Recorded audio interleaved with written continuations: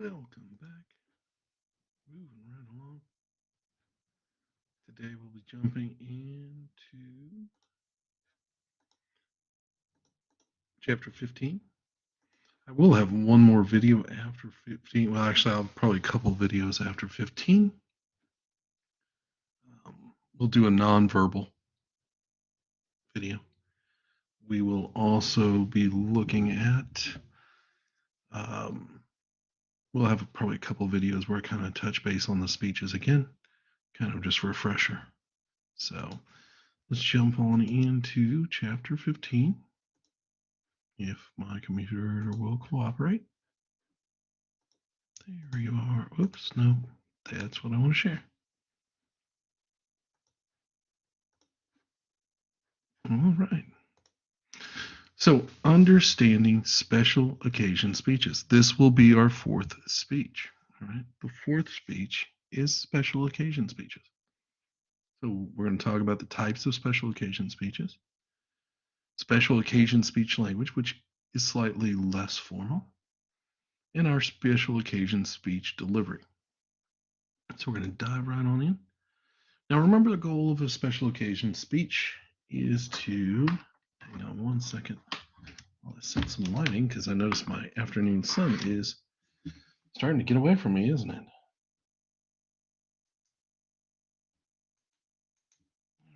That's a little bit better. So the goal of any special occasion speech is to do multiple things. It's probably our most utilitarian speech. It's to stir emotions. It is in response to an occasion or event in life. It usually falls within the entertain, amuse, and inspire category. It may involve a different manner of speaking, meaning it may be slightly less formal. It's more like talking to people in a more conversational manner, but it's not exactly conversational. We'll talk a little bit about that. And it should capture our audience's attention while delivering an important message. Special occasion speeches are given at things like funerals, their eulogies, right? Or graduations or weddings. Those are special occasion speeches. Something amazing's happening. I've also given a special occasion speech when I've left jobs, thanking my coworkers, letting them know that they will be missed as I move on to another career. When we think about special occasion speeches, there are 4 steps to really prepare for a special occasion speech, or get yourself ready, rather. I just tipped us off on the first one. Preparation. We really need to get ready for a special occasion speech because they're not impromptu. They're usually, we know about them ahead of time, right? So we want to prepare. You never want to seem unprepared for a special occasion speech. If you have to give a bridesmaid speech or a groom speech at a wedding, you better be prepared. And it better be smooth. And you don't need note cards. You should be able to move through it. You should have practiced it enough times to where you can tell the story. You can set the tune. You can get the audience's attention. You can keep it. Remember, you have to adapt your speech for the occasion, meaning it should be about the occasion, about the audience, about the occasion. And you must always be mindful of the time. Special occasion speeches are brief. Don't be a Michael Scott, okay? And for those of you who watch The Office, you'll know what I mean. Don't be a Michael Scott. Be courteous of people's time. This is not about you. It's about the wedding party and the audience. It's about you graduating, your class graduating, and the audience. You've got to give them something. They're expecting you to give them something. So, types of special occasion speeches could be an introduction at a keynote speaker speech. You could be introducing someone like me who's going to come up and give a major speech. If you find you're having to do a speech of introduction, you're going to introduce that person. You're going to really tell what the person does and how they do what they do, and why the audience really should listen. If you're doing a speech or presentation, meaning you're being presented an award or being given an award, think about those. Those are popular, those happen. You want to make sure you get it right. You want to make sure you have the name correct of the person receiving the award, or the award name correct. I've been blessed to be able to get some of these awards in my past, working for nonprofits and things. It's been an honor and a privilege to receive these awards. And what I've tried to do in these speeches is talk about the award some more so that the audience really understands. Explain that you did great work if you're receiving the award. Explain what the award means to all people. Mention other people who are up for the award if you can. And be mindful of time again. They're not expecting you to entertain them a great deal, but if you can, that's great. Speeches of acceptance are important. We get these throughout. Again, we're the one receiving the award this time, so start to think about it like that. Don't be like the Academy Awards, though. All right. Typically, if you win the award, you're usually notified ahead of time if it's a major award. But if you're nominated for an award, you better have a speech ready, just something easy to come off the top with. Now, remember, if you're receiving an award, short and sweet is the best goal. Thank those who gave the award, thank those who helped you receive the award, and indicate if there's a monetary goal or whatever, indicate what you would do with the award, how you would help others. Be gracious, be courteous, be quick about it. Another type of speech we might be tasked to do is give a speech of dedication when a new building or a memorial monument is erected. So on those speeches, explain what your connection to the community or the building or the monument is. Acknowledge those who designed, built it, and even funded it, because without them, it wouldn't be here. And explain the value to the community, or what the uses for the community might be, and what the benefit to the community will be. Again, be cognizant of time. Mentioned Michael Scott earlier, and we come to toasts. So, wedding. For those of you who've watched The Office, you might laugh because this is a horrible scene where Michael Scott just tries to take over at one of his coworkers' weddings.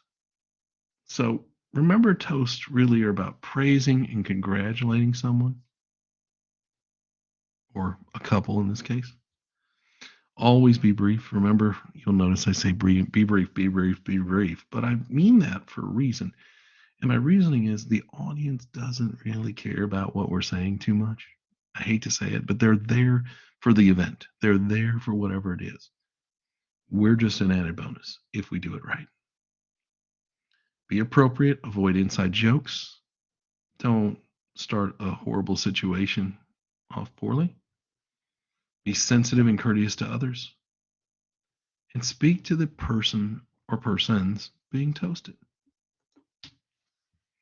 Now, roasts are not usually given by many folks. But remember that roasts are typically praised and good-natured insults, okay? So you're going to give some praise, and you're also going to rib them a little bit. Give them good-natured insults. And really, you're really truly honoring a person. The person is actually respected. And usually roasts typically are given at the end of a banquet for a person's honor. Remember that humor should not be hurtful or vindictive or mean in any way. The audience should be able to understand the references, so avoid inside jokes, personal jokes as well. Okay? So, again, I'd rather you not do a roast because roasts rarely happen in real life. Eulogy. If you choose to do a eulogy, please, please, please be careful. Emotion is a tough thing. The hardest speeches I've ever had to give have been eulogies. I had to give a eulogy for one of my grandfathers. and it was rough. It was not an easy thing. So remember, eulogies are given, their speech is given for a deceased person. And it's usually at the memorial service or the funeral or right at graveside. So again, emotion is tantamount at that point. You've already dealt with a day of it many times, and or more, maybe even a week of it while you're waiting for family members to come in, right? So this is kind of the last send off. So you have to take a good deal of care with this type of speech. You need to know a lot about the person. You might want to use one or two examples of genteel humor, meaning appropriate humor that explains. One of the ones that I gave at my grandfather's, I mentioned my grandfather's impatience. And I worked it into the introduction of the speech, even. I'm not going to keep you here long because those of you who knew my grandfather knew he didn't like to be anywhere very long. And many people in the audience, when I said that, laughed because they knew my grandfather was an impatient man. He was a man who survived D-Day only to be injured in the Battle of the Bulge. He was shipped home shortly thereafter. Actually, technically, he was shipped to France and then was given gear to go join in the Japanese campaign. And then that campaign wrapped up. So my grandfather was not much for patience. So that's why I said that. Hey, I'll keep this short. I'll keep this brief because my grandfather was not one to be patient. He couldn't wait in line. He would jingle the coins in his pocket. And I told those stories, and many of the audience would identify with it and laugh at a very serious time. But it's a laugh of remembrance for the individual. And there's three parts of a eulogy if you do it right. You praise the person, you lament the loss, and you console the family. So remember those steps. If you're going to do the eulogy, I want those three steps. The book wants those three steps. Praise the individual. It wasn't hard to praise a World War II vet, right? Who was there on D-Day. He did his time. Lament the loss. We're never going to have him back. He will be missed. I miss having lunch and dinners with my grandfather, still to this day. And he's been gone years. I still miss it. And then you console the family.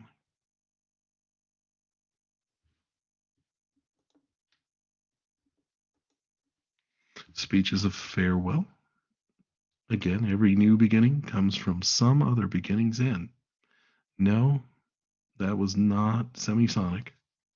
That was Seneca, the Native American. Now they just happen to steal it for a song. But when we think about speeches of farewell, we've accepted we're moving somewhere. We're moving to a new city or a new position or both. You want to express appreciation of what the experience where you were at meant and what those friendships mean. And end your speech on a high note, not a sad note. That's really the key for a speech of farewell. It's not really goodbye, it's till we meet again.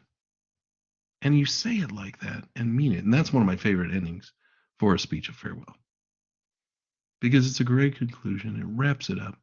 And honestly, you may see these people again, you may not. Many of the people I've worked with in my career, I have never seen again. Not in person, maybe on Facebook, LinkedIn, but not in person. I've moved around too much.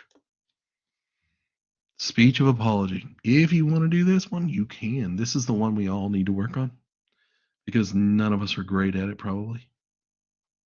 Hopefully, you won't have to do one of these. As I mentioned earlier in this class, I talked about being in crisis management and watching the Houston Astros give their speech of apology after they were caught cheating, stealing signs, using electronic devices to do so. The speeches of apology were half-hearted, insincere, and totally unacceptable for a majority of the team. Some were downright mean and actually vindictive back at the audience, back at the reporters. Now, it's not great to have to apologize, but we've all made mistakes. If you do these 3 steps, people will generally receive your speech better. Okay. Accept responsibility. I made a mistake. I am truly sorry for it. I mean it. I can't express how sorry I am over the situation. The situation will never happen again. And then offer a restitution or a way forward. And I'm committed to making sure that my life changes. I'm committed to whatever it might be that would be a good reaction. Many time athletes will donate monies to charity. Maybe they have to take an anger management class. There's many things that can go wrong. But we are human beings and we all make mistakes.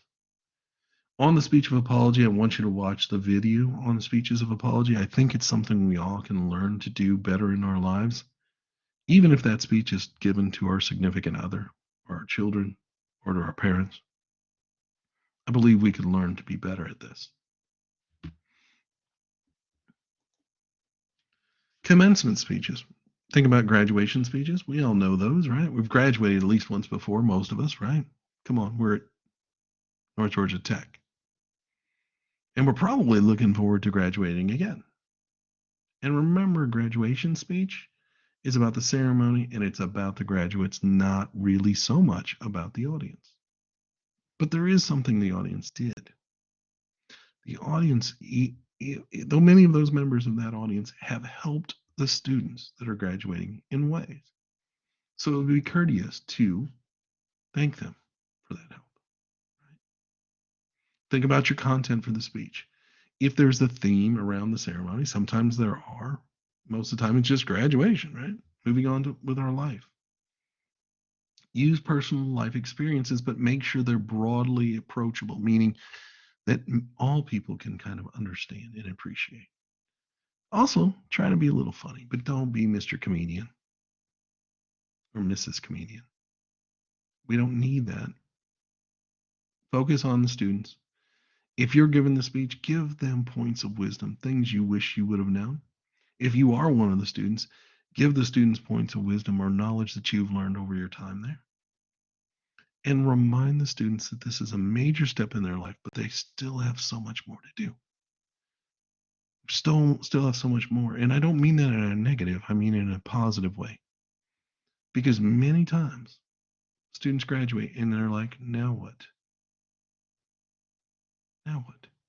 Because if we haven't been actively thinking about it, we kind of run into that wall. Now what do I do?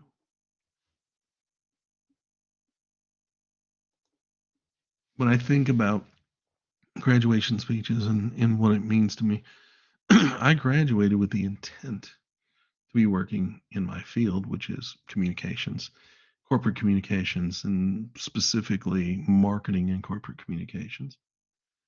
However, I found myself quickly moving into an educational role because there was need.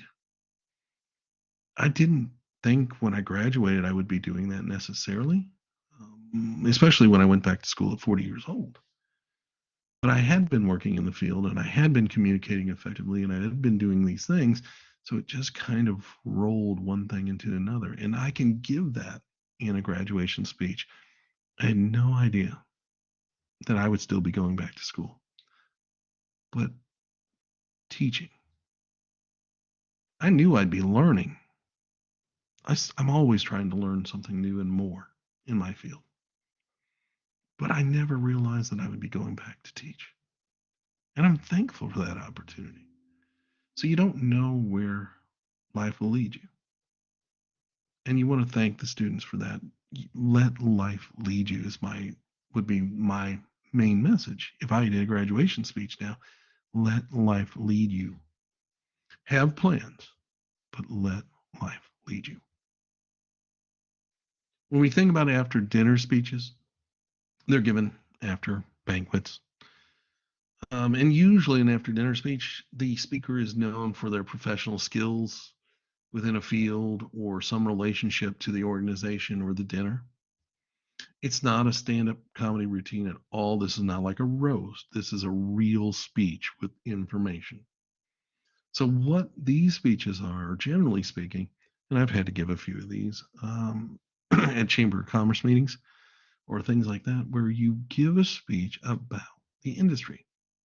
For me, it would be about changes in Google Ads and how that would affect small businesses in North Georgia. So I would literally write out an informative speech, pretty much mainly informative, a little bit persuasive, and I would probably sprinkle it with a couple funny stories. After dinner speeches, props still can be useful, but keep them to a minimum. Motivational speeches, we've all heard these, right? They're designed to move the audience to action through some sort of emotional arousal to get you to do something. There's 4 different types of motivational speeches. There's the hero speech. That's the one where I've been through this. I reacted to a situation and helped others. There's speech number 2, survivor speech. I've been through this. I know what it's like to survive, and I know what you may still be feeling inside. Right? So when we think about hero speech, we might hear that somebody, the fire department, police, or just an average person who helps save someone's life. Survivor speech, someone who went through a terrible ordeal and is talking about it. It could be rape, it could be abuse, it could be a lot of different things. They survived something and now they're telling their story. And they're doing it to try to help others. Obviously, religious speeches are motivational speeches. And then success speeches, like I told you. I can turn part of my graduation speech into a motivational speech for the students. Have a plan in your life, but be open to change and always continue to learn. If you do those things, your life will be rewarding, your career will be rewarding, and you will be thankful. There you have it. Those are things we can do. Tie these things together. Special occasion speeches. Any of your special occasion speeches, remember, be careful with your language. Do not ever offend. It can be slightly more casual. Use rhetorical techniques where you remind the audience what you're telling them. Use transition words to lead our audience through the speech. And keep the language a more basic language, but use descriptive adjectives that pull out all emotions. Remember, I told you about my grandfather who was not a patient man, and I would tell the stories of him waiting in line, jingling his change. That man had a pocket full of change every day of his life. I don't know where the change came from. I don't know if he ever used the change, but he sure did jingle it anytime he ever had to wait in line for anything. And for that, you can kind of laugh a little bit, right? You can kind of see an older man jingling his change, right? So that's the goal. Make the words work for you. Make the story work for you. Make the special occasion work for you. Special occasion typically can be more manuscript or at least strong notes on a page. But you want to be careful. Remember what I told you about manuscript? It sounds like we're reading, and we don't want to sound like we're reading, right? So we want to practice our vocal variety. We want to practice our emphasis on words and ideas to create emotion. We want to think about our length of speech. We want to make sure we're making eye contact and utilize comedic timing if we're using comedy. Okay. All those come into play for special occasion speeches. So it's not an easy speech. Don't let me fool you into thinking it's an easy speech. It's not, but it can be. And for some, it maybe is more easy than other speeches. Remember this, as with any of our speeches that we give, practice makes perfect. If you don't practice, it will seem unrehearsed. If it seems unrehearsed and read, you can pretty much kiss the A goodbye. You may be in a B range, probably closer to the C range, Remember, the rubric comes into play. The rubric takes subjectivity out of it. It's, did you make these marks? Did you do these things? If you do these things, you score well. If you don't, you score poorly. So I hope that you gather something from this. Again, the goal is to kind of walk you through each one of the scenarios, each one of the ideas. I will have more lessons coming. We have next lesson will be a lesson on nonverbal communication. Because in public speaking, nonverbals are just as important as verbals. And I'm going to show you why and how. So stay tuned for that one next. That one's not in the book. That one will be more geared towards our final and you delivering speeches. That's why it's after all the book work. Then I will have probably a couple little short lessons on as we kind of talk about the speeches themselves one more time as they come closer to the due date. So that's what to expect moving forward. If you have questions, like always, make sure you email me. I'm always approachable, but also make sure that we're looking for our own answers too. Now, I don't want you spending hours looking for the answers.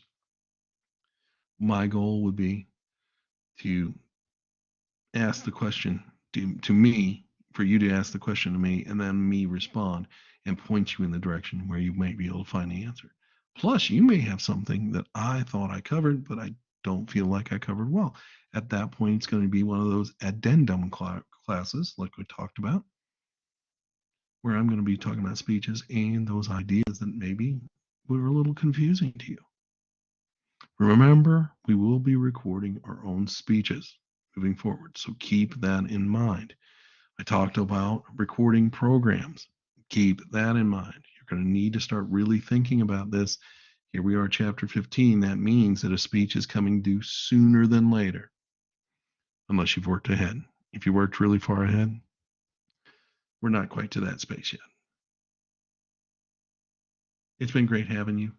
Again, stay tuned. It'll be nonverbal communications, and then I'll start. Then after that will be classes all out. Each individual speech, we'll talk about the introductory speech again, informational speech again, the persuasive speech again, and lastly, the special occasion speech again. Thank you so much. Hope you enjoyed, and I'll see you next time.